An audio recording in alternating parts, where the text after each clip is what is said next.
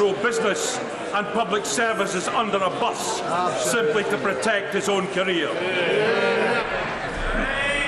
Mr. Speaker, what amounts to throwing Scotland under a bus has been the actions of the SNP throughout the Brexit debates in this Parliament, voting against 3 times an agreement which would have allowed Scotland to leave the EU on an orderly basis and largely in accordance with their own document, Scotland's Place in Europe. Douglas Chapman. Thank you, Mr. Speaker. In recent weeks, I've read reports that house prices in London are falling and job vacancies are down. 2 classic signs of an economy going into recession. Add into this the mix of potential of a no-deal Boris Brexit boom. Given these circumstances, what is the Secretary of State's plan B for the Scottish economy? Mr. Speaker, the incoming Prime Minister has been very clear that he wants to leave the EU with a deal, and that is the best outcome for Scotland. Tommy Shepherd. Thank you, Mr. Speaker. Let me read this for fear of misquoting the Secretary of State.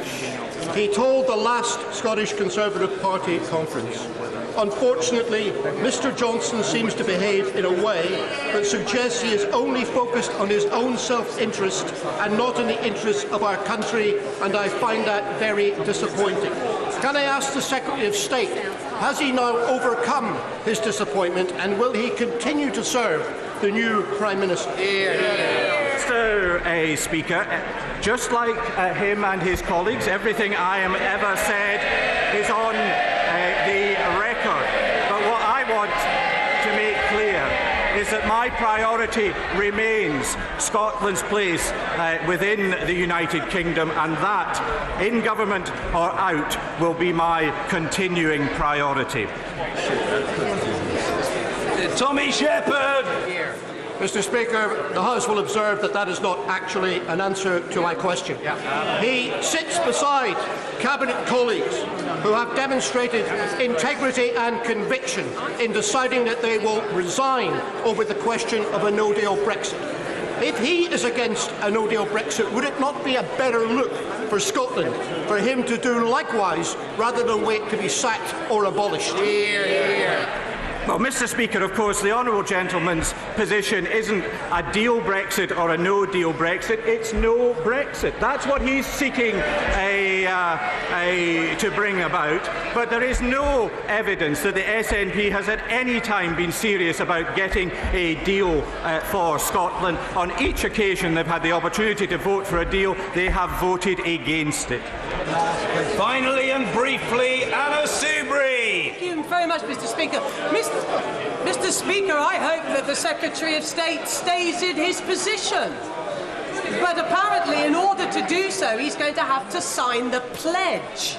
Because in order to serve in the next government, he's got to agree, like others, that come October the 31st, to leaving the EU, deal or no deal. So could he tell us, yes or no, will he be at the dispatch box again, or are these his last questions? Mr. Speaker, I fear that the honourable lady's endorsement will have sealed my fate.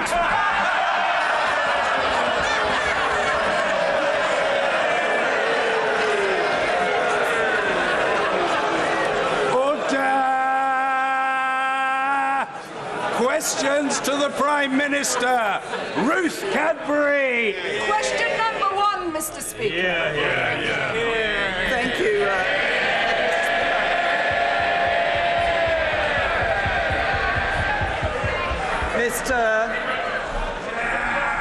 Mr. Speaker, this morning I had meetings with ministerial colleagues and others. Following my duties in this House this afternoon, I shall have an audience of Her Majesty the Queen. I shall then continue with my duties in this House from the backbenches, where I will continue to be the Member of Parliament for Maidenhead. Ruth Cadbury. Thank you, Mr. Speaker. I profoundly disagree with many of the decisions the Prime Minister has made and many of the things she says. but I recognise that she does have a respect for public service and for the future of our country. So how does she feel about handing over to a man who, among many things, is happy to demonise Muslims, is prepared to chuck our loyal public servants and diplomats under a bus, and promises to sell our country out to Donald Trump and his friends? I am pleased to hand over to an incoming leader of the Conservative Party and Prime Minister, who I worked with when he was in my cabinet, who...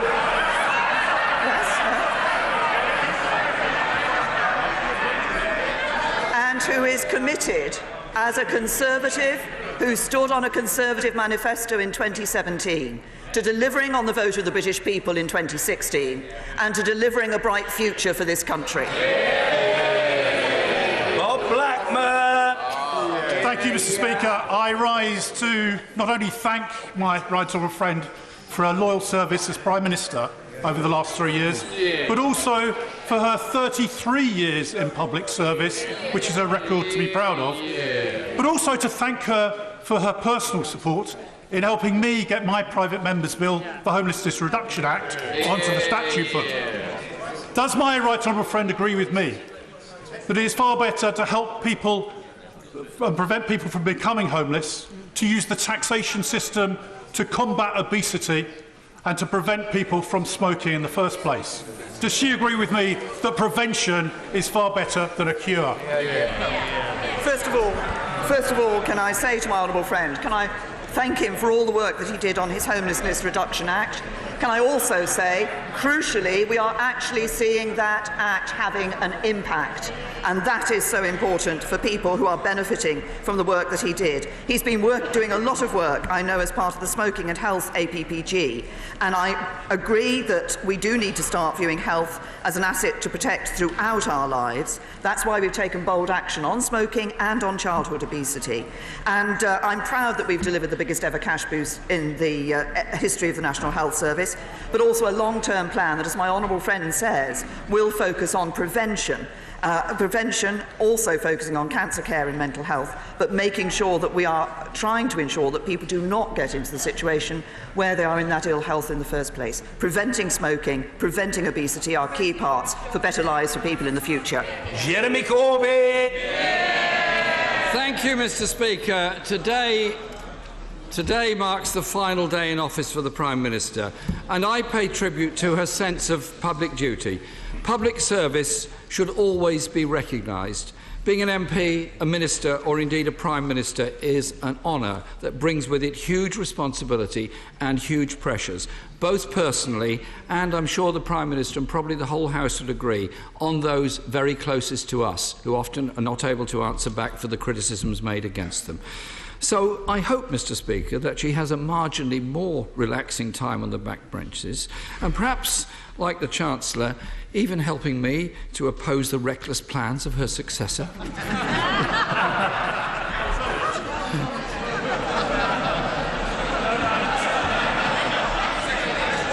Mr. Speaker, if I may continue,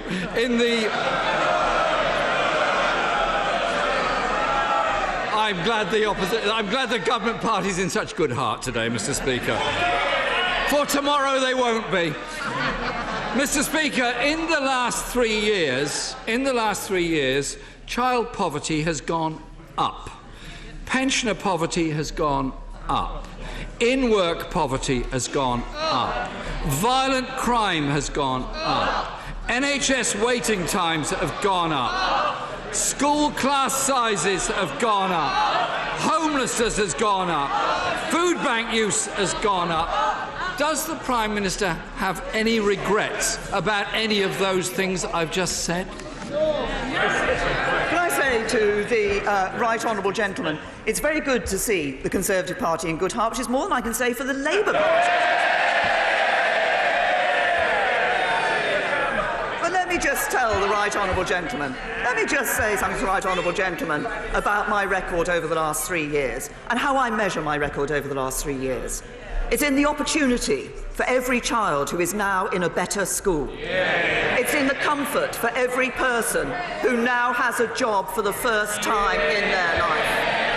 It's in the hope of every disadvantaged young person now able to go to university. And it's in the joy of every couple who can now move into their own home. Because at its heart, politics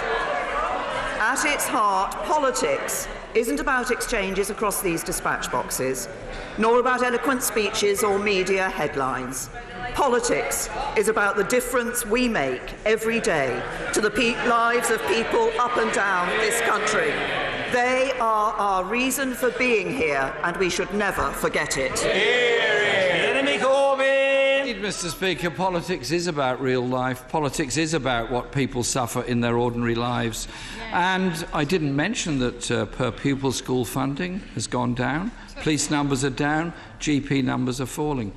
In the 2017 Conservative manifesto, the Prime Minister promised that no school would have its budget cut, and that they would protect TV licences for the over 75s and halve rough sleeping. Which of these pledges is the Prime Minister most sorry has not been achieved? Can I just point out to the Right Honourable Gentleman, I'm pleased to hear that he spent some time reading the Conservative Party manifesto in 2017. Had he read it properly, he's not been known always for reading the documents that he stands up and talks about. Had he read it properly, he'd have said we did make a pledge on rough sleeping, to halve rough sleeping by 2022 and to stop rough sleeping by 2027. I'm pleased to say that in the last year we have seen rough sleeping going down, and particularly rough sleeping going down in those areas where this government has been taking action. Jeremy Corbyn! I don't quite know where the Prime Minister gets her figures from on rough sleeping. All I know is that I travel around this country just like other members of this House, and I talk to people who've had a disaster in their lives and end up rough sleeping. We are the 5th richest country in the world. It is surely wrong that anyone should end up sleeping on the streets of this country. We can and should do something about it. Mr. Speaker, I've often disagreed with the Prime Minister and have many criticisms of her policies. However, I welcomed the reduction in the stake on fixed odds betting terminals, the adoption of the Children's Funeral Fund and scrapping employment tribunal fees. Which of these policies is the Prime Minister most proud of? What can I say to the Right Honourable Gentleman? I'm proud of all the policies that we have introduced that have been improving people's lives. I'm proud of the fact that through the balanced management of the economy that we have done, we now see more people in work in this country than ever before. I'm proud of the fact there are more children in good and outstanding schools. I'm proud of the fact that the attainment gap between the disadvantaged and the advantaged has been narrowed under this government. And I'm proud of the fact that we are putting the biggest cash boost in its history into our National Health Service. We are ensuring that the National Health Service, the most beloved institution in this country, will be there for people into the future. This is a Conservative government, my government, delivering on the things that matter to people in their day-to-day lives. Mr. Speaker, the Prime Minister may have noticed that none of those things that I mentioned were actually in the Conservative Party manifesto in 2017, but every one of them was a Labour pledge in 2017.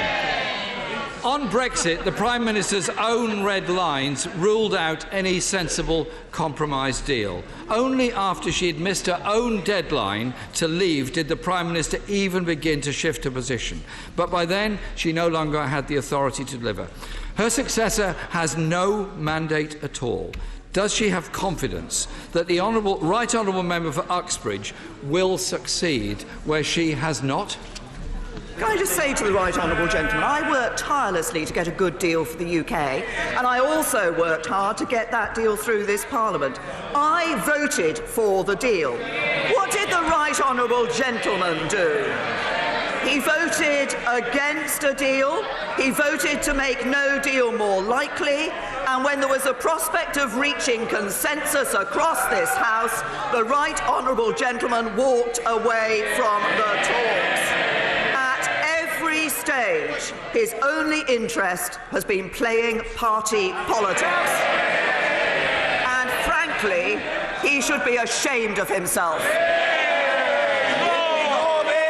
We've had 3 years of bungled negotiations, and we now have the spectacle of a Prime Minister coming into office with no electoral mandate, looking for a Brexit deal that has been ruled out by the European Union, or in the case of a no deal, ruled out by the majority in this House and by anyone that understands the dangers to the British economy of a no deal. The next Prime Minister thought the Isle of Man was in the European Union and that the European Union made rules about kippers that in fact were made by the government that he was part of. He also said the UK could secure tariff-free trade through Article 24 of the General Agreement on Tariffs and Trade, despite the Trade Secretary, Attorney General, Governor of the Bank of England all confirming that is not possible. At the start of 2018, it's coming, don't worry.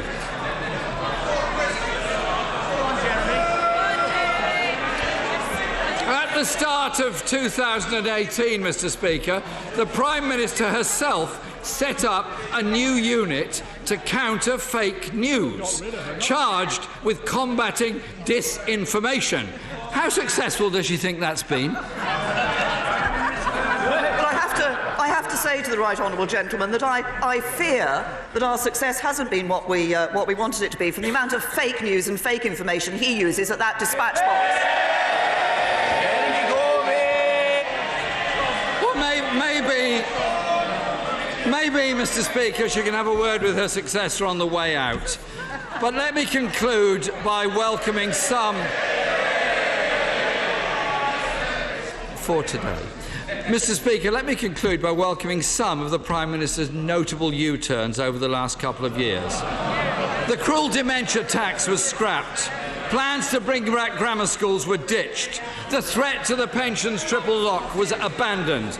Withdrawal of the winter fuel payments was dumped. The pledge to bring back fox hunting was dropped. And they binned their plan to end universal free school meals for 5 to 7-year-olds. The Prime Minister has dumped her own manifesto. Given that her successor has no mandate from the people, no mandate in which to move into office, doesn't she agree the best thing the Right Honourable Member for Uxbridge could do later on today, when he takes office, is to call a general election and let the people decide their future?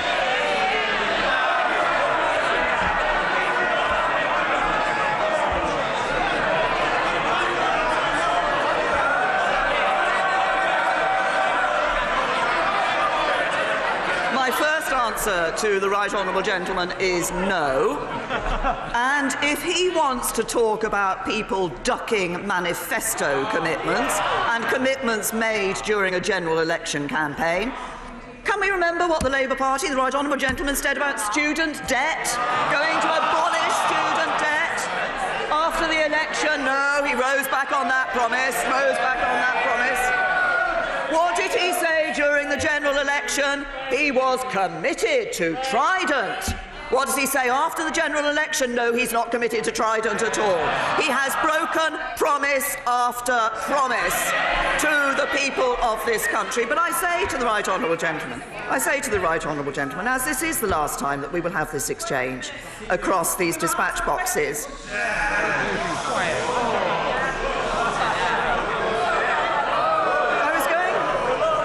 I was going to say that it is the strength of our British democracy that the Prime Minister and the Leader of the Opposition have these exchanges across their dispatch boxes every week at 2 swords' length. No quarter is sought and none is given. And that's as it should be in our adversarial parliamentary democracy. But he and I are very different people, and with very different politicians. I think we approach the issues we face in this country in different ways. I have spent all but one of my years in this House on the front bench trying to implement the policies I believe in. He has spent most of his time on the back benches campaigning for what he believes in, often against his own party. But what I think we both have in common is a commitment to our constituencies. I saw that after the terrorist attack in Finsbury Park Mosque in his constituency.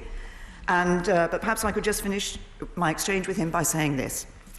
As a party leader who has accepted when her time was up, perhaps the time is now for him to do the same.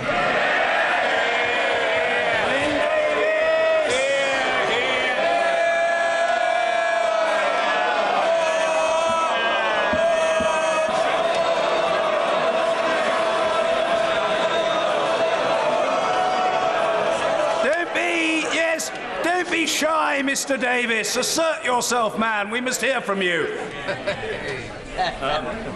Thank you very much, Mr. Speaker. I first met the honourable member for Maidenhead when she came campaigning with me in Bury in the very difficult days, the dark days of the late 1990s. She's been a great friend of Wales ever since then. Yeah. And only recently her government has approved the end of the tolls on the M4 and a number of other great issues for Wales. Can I ask the honourable member, the Prime Minister, the right honourable member, the Prime Minister, to encourage her successor to bring forward a bill to extend the general election franchise to all British citizens living overseas, where there's a wide diaspora of Welsh. Well, can I thank my honourable friend for his remarks? Can I thank him also for highlighting the work that the government has done in Wales? I would add to that that there are over 95,000 people in Wales who had a pay rise this year as a result of the national living wage, and we've seen employment in Wales rise by 167,000 since 2010. So we have indeed seen Conservatives delivering for Wales. I know the concern there is about the franchise issues for overseas voters, and I'm sure that is something that my successor will wish to look at. But can I also say to my honourable friend that I discovered a new part of his past recently, which is that I believe he was once the bodyguard to the legendary Hollywood actress Lauren Bacall.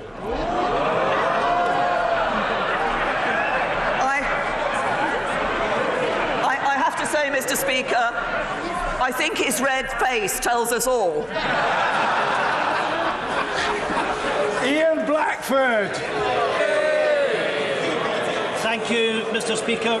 Prime Minister, it is fair to say that we have had our differences. It has not often been a shared meeting of minds.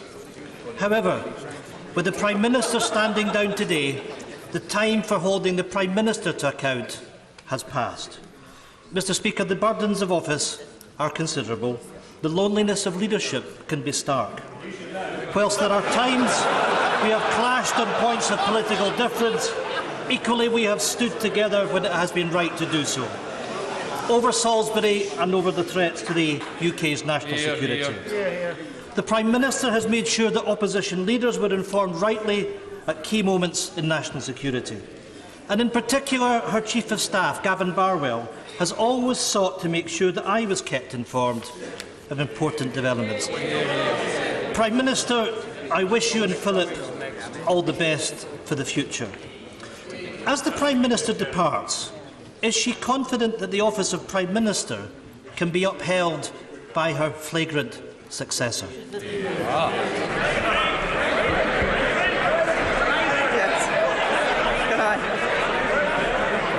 Can I first of all thank the right honourable gentleman for his remarks. He's absolutely right. He and I have a difference of opinion on some key issues, but I've been grateful for the position that the SNP has taken on some of those key issues of national security when it has stood alongside the government as we have faced the actions of our enemy. Can I also say to the right honourable gentleman that I understand the point that he has made about keeping opposition leaders in touch with things that have taken place. And I would also like to take this opportunity, Mr. Speaker, to pay tribute to Gavin Barwell, who was a first-class member. He was a first-class member of this House, a first-class minister, and has been an absolutely first-class Chief of Staff. And in answer to the right honourable gentleman's question, yes, I congratulate my right honourable friend for winning the Conservative leadership election. He will take over as Prime Minister, and I look forward to a first-class Conservative government under his leadership, delivering for the whole of the United Kingdom. Ian Blackford. Mr. Speaker, the Prime Minister-elect has no mandate in Scotland. He has no mandate from the people. The government he is busy forming has no mandate in Scotland. Mr. Speaker, Scotland deserves better. A Snap YouGov poll shows 60% of people in Scotland are dismayed and disappointed by the new Prime Minister. Prime Minister, we on these benches have tabled an early day motion with friends from parties across this House rejecting this House being shut down before November. Following Parliament's overwhelming message in last week's vote, can I invite the Prime Minister, in one of her first actions as a backbench MP, to sign our early day motion and join efforts to stop the suspension of Parliament under any circumstances? Can I say to the right honourable gentleman, as I said in answer to his first question, I accepted that he and I do have differences on a number of issues. I think we both have a passion for delivering for the people of Scotland. I want to do that with Scotland as part of the United Kingdom. He wants to take Scotland out of the United Kingdom. And can I say to him that what we do have in this government is a mandate from the people to form a government of this country. That's how we run things in the parliamentary democracy, that we have here in this country. We also have a mandate from the people to deliver on the result of the 2016 referendum. And if he's so interested in delivering on mandates of the British people, he should have voted for the deal and taken us out of the EU. Mrs. Pauline Latham. Thank you, Mr. Speaker. The Derwent Valley Cycleway is an aspirational project running through my constituency which would create an off-road cycleway between Derby and Baslow, providing an alternative commuting route, encouraging tourism, encouraging cycling amongst the young and improve the health of the local population. Does the Prime Minister agree with me that more funding should be made available to support this and other similar projects? Well, can I recognise the importance of increasing cycling and walking? This is important for people's health, it's important for the local environment, and schemes like the Derwent Valley Cycleway provide significant benefit to the local economy as well as to health and the environment. So we have doubled our spending on cycling and walking in England, and our local cycling and walking infrastructure plan enables local authorities to take a strategic approach to planning improvements in their local cycling and walking, and to integrate those into wider plans for transport and economic development. And I'm sure this is an issue that will continue to be supported by Conservatives in government. Mr. Speaker, in Newcastle, the Prime Minister's departure invokes neither the despair of a Rafa Benitez, nor yet the joy of a Mike Ashley, and she may take comfort from that. But as she considers her choices, House of Lords, dignified retirement, working with her successor, can I ask her to work to bring dignity and choice to others? She is a WASPy woman. Will she dedicate her prime ministerial retirement to justice for all WASPians? Can I say to the Honourable Lady that, first of all, we have put £1 billion extra into the pension system, recognising concerns that were expressed by women about the changes to pensions. But she references what I'm going to be doing in the future. I thought I'd already made that very clear. I will be continuing in this House as the Member of Parliament for Maidenhead.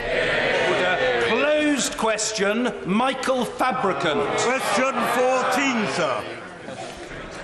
I'm sure my honourable friend will want to join me in saying how pleased I am with the economic growth that we've seen in the West Midlands Combined Authorities area. Outputs increased 27% over 5 years, productivity increased at twice the national rate last year, and employment has increased since 2011. And I think that the West Midlands Combined Authority shows precisely what a local, visible, innovative leadership can do, and how it can be the key to building a strong economy and a fairer society.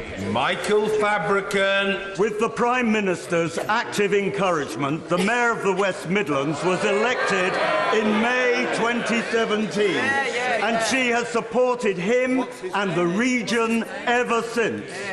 Over £2 billion Mr. Speaker, has been given to the region by the Prime Minister in form of grants and guarantees for transport and so many other worthwhile projects. So on behalf of the people of the West Midlands, may I thank her, and may I also ask that she continues in Parliament as a strong advocate for local devolution. Well, can I say to my honourable friend, I remember the conversation I had with Andy Street when I was encouraging him to stand for the mayoralty of the West Midlands, and I'm very pleased that he did, and he has been delivering for the people of the West Midlands ever since his election.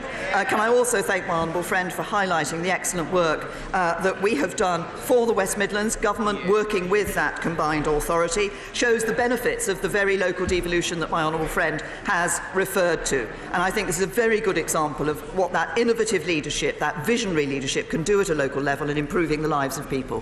Finn Brennan. Thank you, Mr. Speaker. Outgoing American presidents get to pardon anybody they want.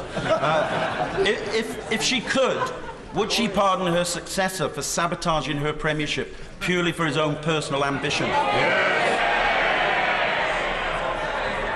Can I say to the honourable gentleman that my successor will continue to deliver the Conservative policies that have improved the lives of people up and down this country since we were elected into a coalition government in 2010. There is a long list of improvements that have taken place in people's lives, and I look forward on the backbenches to giving my full support to the next Prime Minister as he takes us forward, delivering on Brexit and continuing to deliver on those Conservative policies. Sir Patrick McLaughlin. Can I thank my right honourable friend for the way in which she has conducted herself as Prime Minister of this country, for the dignified way in which she has approached the job and her responsibilities. Can I ask her to reflect on the fact that when we both first joined the government in 2010, for every £4 the government was spending, we were borrowing £1. As she leaves office today, for every £34 the government spends, we're borrowing £1. She has left an economy that is in a much more stable position than when it was inherited. To do that, she has had to make some very, very difficult choices, and choices we may not have wanted to make, but we've got the economy on sound footing, and I thank her for it.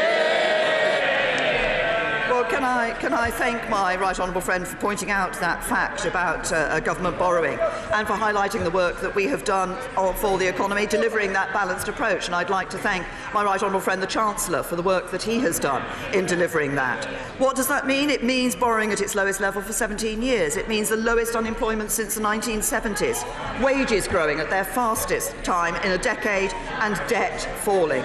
That's what my government has delivered. More jobs, healthier finances and an economy fit for the future. Yasmin Qureshi. Thank you, Mr. Speaker. The Education Select Committee published its report on Friday, stating that the government should urgently address underfunding in further education by increasing the amount £4,000 per student to £4,760. Will the Prime Minister agree that raising the rate will benefit the excellent Bolton Sixth Form College in my constituency, as well as many other colleges which are also under severe financial pressure, some of which are actually going under?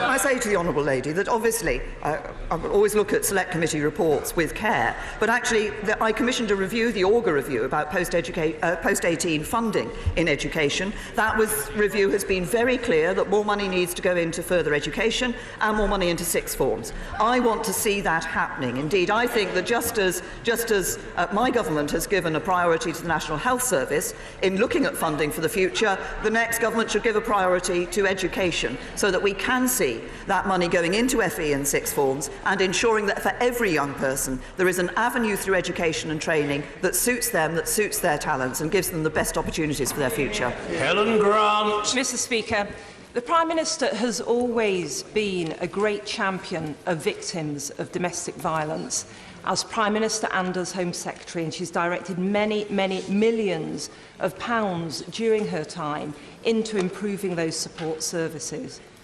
But does she agree with me there is still much more work to be done in terms of prevention and early intervention, and the ongoing scepticism that still greets many victims when they report violence? Can I thank my honourable friend for raising a very important issue, and also thank her for the work that I know she did in her legal practice prior to coming into this House with, for the victims of domestic violence. This is a very important issue. I'm proud of the domestic abuse bill that has been introduced in this House, and I look forward to the debates on that bill as it goes through its time in Parliament. But my honourable friend is absolutely right. We do need to continue the focus, to continue making sure that we're working on prevention and continuing to raise awareness. We must ensure that domestic violence is seen for what it is. These are criminal acts that are being perpetrated, and they should not be brushed under the carpet. People should not just say, oh, it's something that happens behind closed doors or just a domestic. We need to take domestic violence very seriously. We need to ensure that we take the appropriate action for in relation to the perpetrators, but also that victims are given support and that they feel confident and able to come forward at the earliest opportunity to report what has happened to them. John McNally. Thank you, Mr. Speaker. My constituent, the wife of Captain Dean Sprouting, a brave, experienced and decorated soldier with the UK military for 29 years. In January 2018, he was killed while serving in Iraq, believed to be by a forklift driven by US soldiers. 18 months later, Captain Sprouting's family have still not had an answer as to how he came to his death. His death has not been fully investigated, and those driving the truck have not been brought to justice. Can the PM ensure that there will be a continuing investigation into the cause of his death? Can I say to the honourable gentleman, obviously he's raised an issue of great concern, and I'm sure it will be of concern to members across this House, and of course to the family of his constituent. Can I say to him that I will ensure that the Ministry of Defence provides a response to him on this issue? Alistair Burt. Thank you, Mr. Speaker. Could I thank my right honourable friend for her work in supporting and overseeing the global health programme that the United Kingdom delivers overseas, particularly vaccination, and most notably polio eradication vaccination, for which she has herself been internationally recognised, and which has saved and safeguarded millions of children's lives across the world. Does she agree with me that the need to combat misinformation about vaccination is perhaps now as important as it ever has been? And would she, in her memo to her successor, just note the importance of this programme and also the continuing need for a self-standing Department for International Development? Can I thank my right honourable friend for his reference to the work on polio enables me to congratulate and commend the work that's been done by my constituent Judith Diamond with Rotary International in their work against polio. Can I also say to him it is important that we do combat the disinformation about vaccinations and ensure that people are willing to have those vaccinations which will change their lives, which will ensure that they can lead healthy lives rather than succumbing to diseases and conditions that can have an impact on their lives.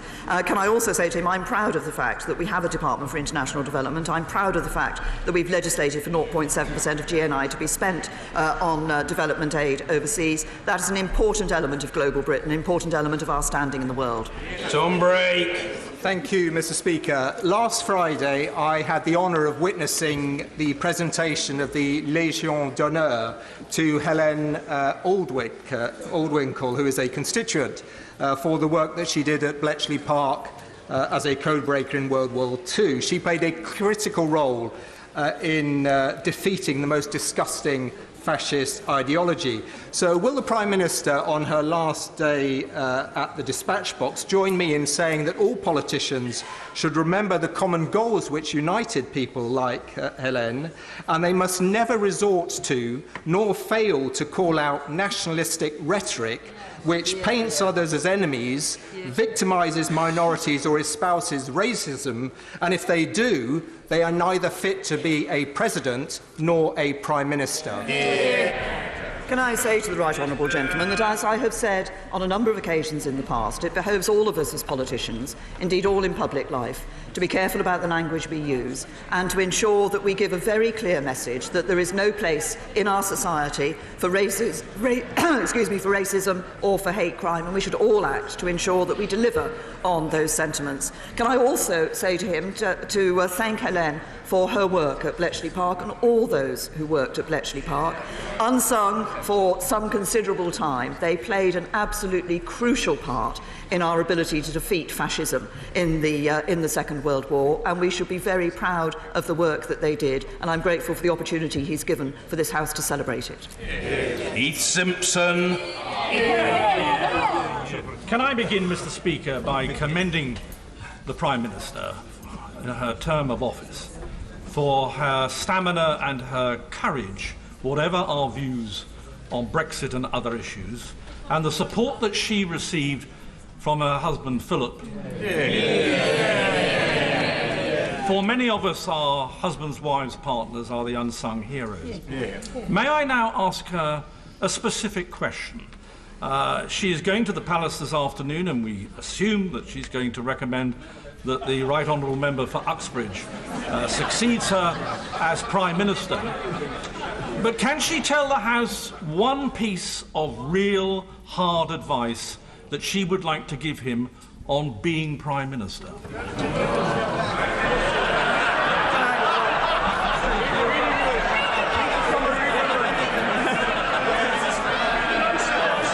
Mr. Speaker, can I say a number of my right honourable friends from a sedentary position are suggesting that advice should be to read my honourable friend's summer reading list. Can I also say to him that he's given me an opportunity for doing something which I suspect many on my side may not thank me for, but I'm taking a lead from you, Mr. Speaker, in saying that I'm very pleased to be able to see my husband in the gallery today. Vernon Coker. Thank you, Mr. Speaker. I obviously disagree with the Prime Minister on many aspects of policy and the work she's done over the last few years, both as Prime Minister and Home Secretary, but it would be wrong not to commend the Prime Minister on the phenomenal work she's done on bringing forward the issue of modern slavery and tackling human trafficking. And so can I congratulate her on that? But in doing that, there are still many issues and many challenges with respect to this that face us. And can I just ask the Prime Minister, last year, as part of government policy, we locked up 507 potential victims of modern slavery as immigration offenders. That can't be right, and surely we need a change of public policy to treat them as victims, not as criminals. Can I first of all thank the honourable gentleman for his remarks, and can I also thank him for the work that he has done on this issue of modern slavery too, because it's one on which he and I have spoken on a number of occasions over the years, and he has been a great champion of this issue as well.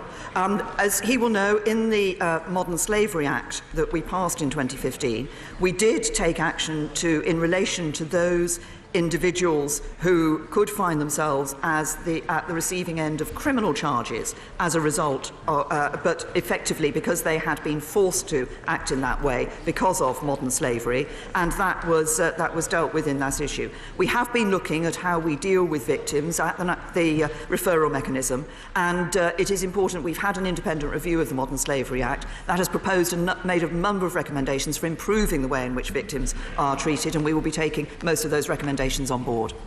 Dame Caroline Spellman.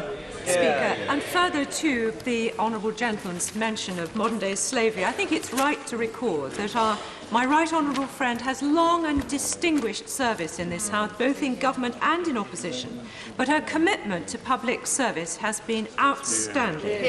Her vision and determination to bring forward legislation against modern-day slavery led the world. So I hope that my right honourable friend will continue her fight against slavery with us from the backbenches so that we stamp out this evil scourge together. Can I say to my right honourable friend, I look forward to joining her on the backbenches and continuing to campaign on this issue, and I also would pay tribute to her for the work that she has done on this issue. She's right, it is an absolute scourge. We must continue to fight it, and we must continue to raise awareness of it, because there are too many people today in this country, not trafficked into this country, but British citizens who find themselves taken into effective slavery. We must raise awareness of this, and we must constantly work to combat it and to end it. Mr Paul Sweeney. The Prime Minister has often spoken about the need for an industrial strategy during her time in office, but the St Rollox Railway Works in Springburn, affectionately known as the Calais, will be closed by its asset-stripping German owner Mutares on Friday, ending 163 years of engineering excellence and the jobs of 200 skilled workers. Shame. The Scottish and UK governments have both failed to intervene to save this strategic site since the closure was announced late last year, while the workforce has been left devastated. Even though the Prime Minister is losing her own job today, it's not too late for her to act now and to instruct the government to do everything it can to find a way to save these vital jobs and this historic railway works. Will she at least commit to doing that? To the honourable gentleman, I recognise the concern that he's showing for his constituency and the worry and concern that there is for those people who are employed in the business that he has referred to. Of course, whenever we see closures of factories, closures of industrial sites, government does act to ensure that support is available for those who do find themselves losing their jobs, should that be the case. But can I also say to the honourable gentleman, he says that I said that I talked of having a modern industrial strategy. We have a modern industrial strategy. It is a modern industrial strategy which is setting the background and the framework which will enable the economy of the United Kingdom to be the economy for the 21st century. Charles Walker. Thank you, Mr. Speaker. You are in no doubt, Mr. Speaker, that I think the Prime Minister is a thoroughly good egg, and it's been an absolute privilege to serve on the backbenches with her. Mr. Speaker, this Prime Minister's commitment to mental health has been simply fantastic. It was fantastic when she was the Home Secretary and fantastic as Prime Minister. The Stevenson-Farmer Review into workplace mental health. Sir Simon's Wesley Review into the 1983 Mental Health Act. Her commitment to reducing the tragedy of suicide and putting her office behind that, and the introduction of places of safety for people experiencing a mental health crisis. Mr. Speaker, we have been filling the Prime Minister's diary up with future commitments as she authors the next chapter of her political life. But can she find space for a few more paragraphs on mental health? Can I thank my honourable friend for his intervention, his question. Can I also thank him and my right honourable friend, the member for Chesham and Amersham, for the dignified way in which they conducted the Conservative Party leadership election. He has been an advocate for government doing more on mental health for his time, during his time in this House, and he has championed the need for us to do more on mental health. I want to continue to ensure that we do indeed take forward. We have set the record in putting that record funding into mental health, in having those essential reviews, Stevenson-Farmer and Sir Simon Wesley's review. We now need to ensure that we implement the proposals, that we take this forward, because if we do so, then we will make a significant improvement in the lives of those people with mental health problems. I bet. Thank you, Mr. Speaker. Professor John Snowdon of Sheffield Hallamshire University Hospital has just received a top NHS award for pioneering work on stem cell transplantation for MS sufferers. Mr. Speaker, I'd like to declare my own personal interest in this, in that John Snowdon and his excellent team were responsible for my own transplant last year for multiple myeloma, a form of blood cancer. Will she now give an assurance, as she steps down as Prime Minister but remains an MP, that she won't support any form of Brexit which prevents John Snowdon continuing to work with his EU colleagues on the board of the European Society for Blood and Marrow Transplantation, which will continue to advance this treatment for patients with myeloma, MS and leukemia? Can I say to the honourable gentleman that, first of all, I commend the individual that he's referred to for the work that he has been doing. I'm not aware of the particular organisation that he has referred to, of which the consultant he's referred to is a member. But can I just say to the honourable gentleman that I do want to see a relationship between the United Kingdom and the European Union in the future that enables our scientists, enables our academics to continue to work with those in the EU, as well as those around the rest of the world, to do the pioneering work, which, as the honourable gentleman has said from his own experience, is changing people's lives and improving those lives for the better. Ah, yes, a singular denizen of the House, Sir John Hayes. Thank you, Mr. Speaker. The Prime Minister and I first encountered the bumping pitch and blinding light of parliamentary life together in 1997, and since then, over many tests, I've endured some defeats and enjoyed many victories. As she reflects on her innings on the front bench, will she count as amongst her greatest achievements the falling number of workless households, which succour personal responsibility, secure family stability, and nurture communal pride? Will she continue that work and, in doing so, unite the whole House in that mission? Can I thank my right honourable friend? Can I also thank my right honourable friend for the work that we did together when he was a Home Office Minister? He worked very hard to ensure that what I believe is an extremely important and pioneering piece of legislation, the Investigatory Powers Act, went through this House, and I'm very happy to welcome the fact that we now have that low number of workless households in this country. We all know that children brought up in a household where there is work are more likely to do better at school and more likely to succeed further in their own lives. It's an important aim to reduce the number of workless households, and one that I would have hoped could be accepted and championed across this whole House. Austin. Thank you, Mr. Speaker. And can I start by associating myself completely with the final answer the Prime Minister gave to the Leader of the Opposition about his need to consider his future. And can I tell her this as well? Hold on. Can I tell her this as well? It's absolutely clear to me that the vast majority of Labour MPs agree with her too. Completely right. Now, Mr. Speaker, hundreds of people have come to my community meetings in the last few weeks. They're worried about antisocial behaviour, they're worried about car crime, they're worried about burglaries, and they're worried about violent crime too. They want more police on the streets, and they want more criminals locked up. So will she urge her successor to make sure West Midlands Police gets all the support it needs to keep people in Dudley safe? Well, can I first of all congratulate the honourable gentleman on his appointment as trade envoy to Israel. I think he's done a lot of work on anti-Semitism and should be congratulated for that work too. We have, we have been ensuring that we have been putting more money into police forces. Around £1 billion extra is available to police forces this year, and many police forces around the country are recruiting more officers. But can I say, in the theme that the honourable gentleman started in his question, it is therefore, I would imagine, to him and to others, a great matter of sadness that his right honourable friend, the Leader of the Opposition, took the Labour Party through voting against extra money for the police and against extra powers for the police. Victoria Prentice.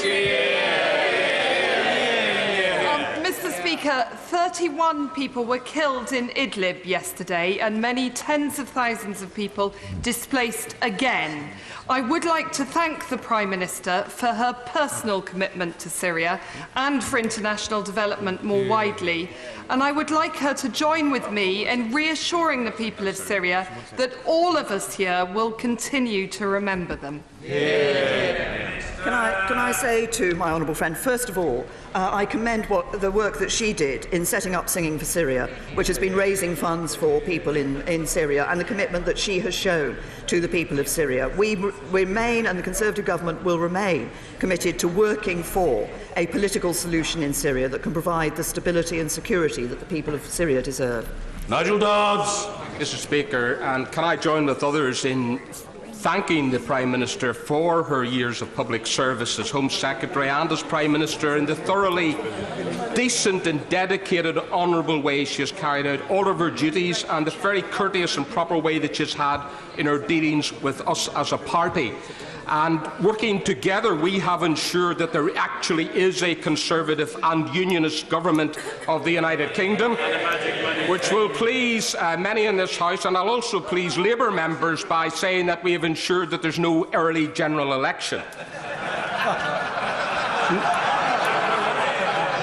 Now that the Prime Minister has more time on her hands with her dear husband Philip, I urge her to come to Northern Ireland and avail of the many walking opportunities there. She will have seen the wonderful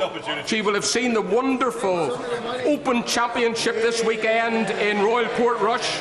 A credit to Northern Ireland, a credit to the United Kingdom, the warm hospitality of the people of Northern Ireland show, and it is very open to her as well.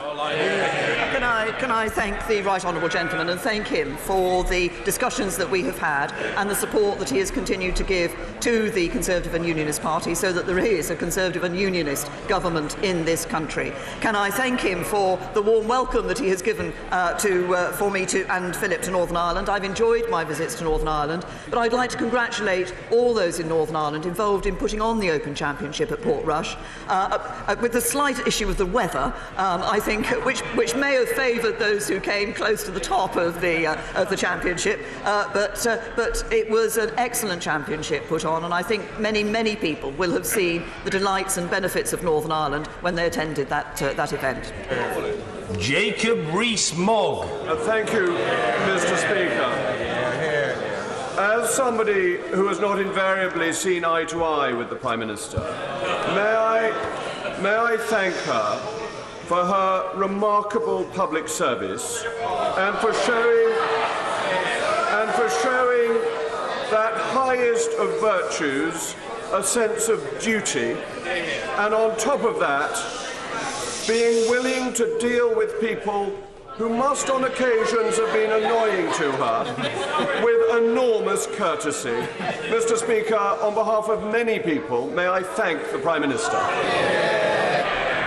Thank you. Can I thank...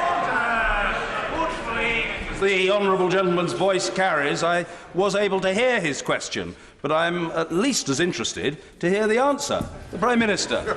Mr. Speaker, can I thank my honourable friend for his remarks, and can I say to him that the point of this place is about debate and argument and discussion about the issues that we all believe and that matter to us all so passionately. And those debates and discussions are best held when they are held with respect and courtesy. And I thank my honourable friend for the courtesy that he has shown to me in our discussions together. And I look forward to probably continuing some of those discussions when I join him on the back benches. Jay Swinson. Thank you, Mr. Speaker. When I think of girls growing up in Eastern Bartonshire, it is inspiring for them to see women in positions of power, whether that's as First Minister of Scotland or as Prime Minister of our United Kingdom. Can I ask the Prime Minister what advice she has for women across the country on how to deal with those men who think they could do a better job but are not prepared to do the actual work? Prime Minister! My advice...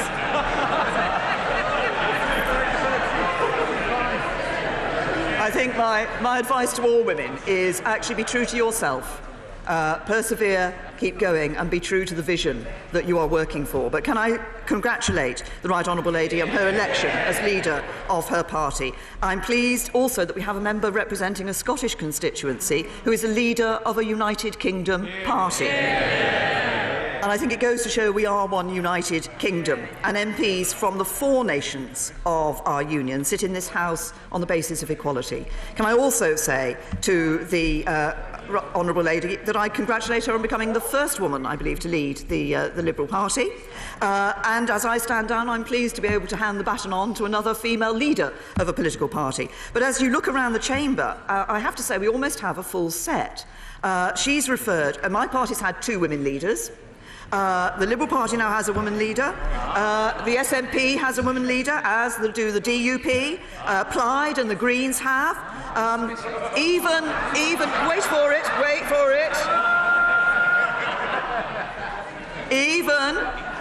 Even the independent Tigger group, Change UK, or whatever they're calling themselves this week, are now on to their second woman leader.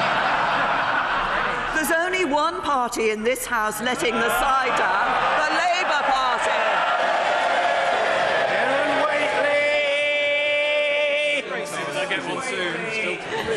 Thank you, Mr. Speaker. Can I thank my right honourable friend for all she has done for women in Parliament and in this country, from co-founding Women to Win, to tackling domestic abuse and modern slavery, and legislating to make our society more equal. Will she urge her successor to build on her work and make Britain the best place in the world to be a woman? Prime Minister. I'm very happy to urge that commitment for the future, but I thank my honourable friend for raising this particular issue, and I'm very pleased that under my government we've seen the gender pay gap at a record low, we've seen female employment at a record high, and a record percentage of women on executive boards. And we're now seeing with our Women's Empowerment Roadmap, we're looking at how we can empower women in this country from school to retirement. I want women in this country to feel that there are no limits to how far they can go and what they can do with their lives. Cooper. We have disagreed on many things over the years, but the Prime Minister knows that I have long respected her resilience, her commitment to public duty and her seriousness, and also her work on national security. And I can reassure her that there is much to be done from the backbenches. But she will also know that I said to her once that I believed she was not the kind of person who would take this country into a chaotic no deal, not least because of the advice she had had on the risks to our national security. I am fearful about her successor, so can she reassure me that she really thinks in her heart that her successor will take those national security warnings as seriously as she has, and if he doesn't in October, will she speak out? Prime Minister. I say to the right honourable lady, first of all, I have every confidence that my successor will take all the issues that he needs to look at in making these decisions and others across government as seriously as they need to be taken. But can I also say to her, I'm sorry, and I will say this, she's absolutely right that I've always said that I believe it is better for this country to leave with a good deal, and I believe we negotiated a good deal. I voted 3 times in this House for a good deal. I spoke to the right honourable lady about this issue. If she was so concerned about the security aspect of no deal, she should have voted for the deal. Dame Cheryl Gillan. Mr. Speaker, the Prime Minister, in every aspect of her public life, has put her heart and soul into giving people the best chance in life. Without understanding, autistic people and their families, which number 2.8 million in the UK, are all at risk of being isolated and developing mental health problems. In thanking the Prime Minister for all the work that she has done in furthering the issues surrounding mental health and removing the stigma, can I ask her, after she has left the front bench to spend more meaningful time with her husband Philip, if she will join the all-party parliamentary group on autism and become a champion and advocate for autistic people throughout the country? Prime Minister. My right honourable friend, and also thank her for the groundbreaking work that she did with the Autism Act in 2009. And I think that that act helped to raise people's awareness of the issues of people on the autistic spectrum, and a much greater understanding of what we needed to do in order to enable people with autism to lead fulfilling lives. Can I also say to her that I will, there are many issues that I want to take an interest in when I'm on the backbenches. This is one, and along with the wider issue of mental health that I will want to continue to look at, and I have committed to taking the autism training that the all-party group has made available for members of Parliament. Finally, I call the mother of the House, Harriet Harman. Thank you, Mr. Speaker. It's always a historic moment when a Prime Minister leaves office, especially when the country faces such difficult times as we do ahead. But her departure marks another milestone, because though we're on to our 77th Prime Minister now, she is only the second woman ever to have held that office. And she put tackling human trafficking and the horrors of domestic violence as a priority at the heart of her government. And can I say that in that respect, her legacy is secure, because everyone in this House backs that, and we will all be committed to taking that forward. Even her harshest critics must recognise her integrity, her commitment to public service, her dedication to this country, and those are qualities that none of us should ever take for granted. But can I just offer her a word of sisterly advice? Sometimes you just have to be a bit more careful when a man wants to hold your hand.